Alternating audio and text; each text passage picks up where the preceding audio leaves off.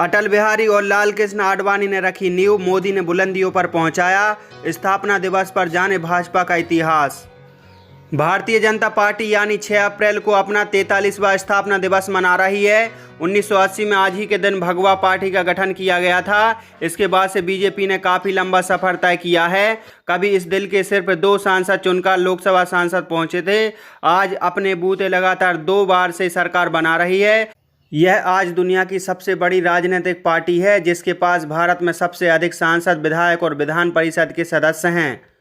प्रधानमंत्री नरेंद्र मोदी ने बीजेपी मुख्यालय में पार्टी के अधिकारियों और कर्मचारियों के लिए बनाए गए आवास का लोकार्पण करते हुए कहा था, बीजेपी ने महज 2 लोकसभा सांसद सीटों से अपना सफर शुरू किया था। 2019 में लोकसभा चुनाव में 303 सीटों पर पहुंच गई।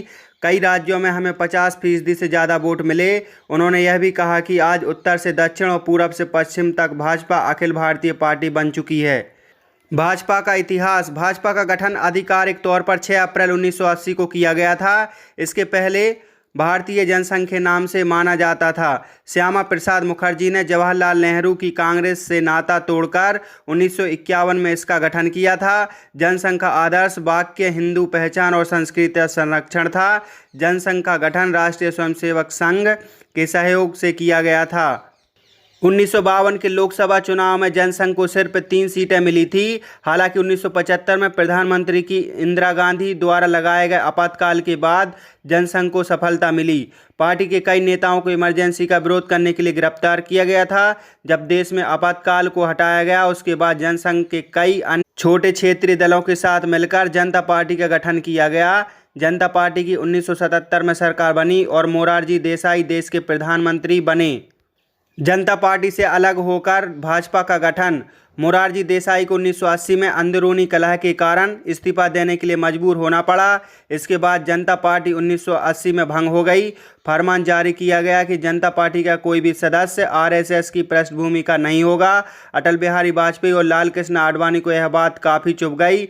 उन्होंने इसे अपने निष्कासन की तरह लिया। इसके बाद दोनों नेताओं ने मिलकर भारतीय जनता पार्टी का गठन किया और अटल बिहारी वाजपेयी इसके पहले अध्यक्ष बने। 1984 के चुनाव में जीते सिर्फ 2 सांसद। भाजपा के गठन के बाद 1984 में लोकसभा चुनाव होते हैं। हालांकि इस चुनाव में बीजेपी का निराशाजनक प्रदर्शन रहा। सिर्फ 2 सांसद चुनकर सदन तक पहुंचे। इसके बावजूद भाजपा नेताओं ने पीछे मुड़कर नहीं देखा।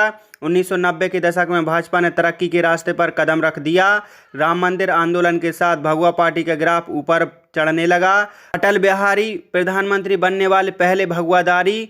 1996 में अटल बिहारी वाजपेयी के नेतृत्व में बीजेपी 161 सीटों के साथ सबसे बड़ी पार्टी के रूप में उभरी। वाजपेयी प्रधानमंत्री बने, लेकिन बहुमत साबित करने में असफल रहे और सिर्फ 13 दिनों के बाद सरकार चली गई। इसके बाद बीजेपी ने 1998 में 182 सीटें जीतीं और वाजपेयी फिर प्रधानमंत्री बने। हालांकि अखिल भारतीय अन्य द्रमुक मुत्रे कन्नड़ के एनडीए से अपना समर्थन वापस ले लिया और वाजपेयी की सरकार सिर्फ 13 महीने तक चल सकी। नरेंद्र मोदी ने बुलंदियों पर पहुंचाया। इसके बाद 1999 जब लोकसभा चुनाव हुए तो बीजेपी ने जीत हासिल की। अटल बिहारी वाजपेयी इस बार पूरे 5 साल के लिए प्रधानमंत्री बने।